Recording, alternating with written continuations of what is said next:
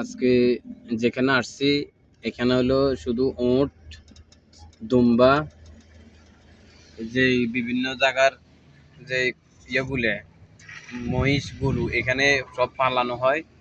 এখানে সব মানে এই জায়গাটা আলাদা, মানে এগুলা শুধু এখানে পালানো হয়। এখান থেকে নিয়ে সবাই এই যে কোরবান আসে, রোজা আসে, সবাই এখান থেকে নিয়ে জবাই করা হয় আর কি।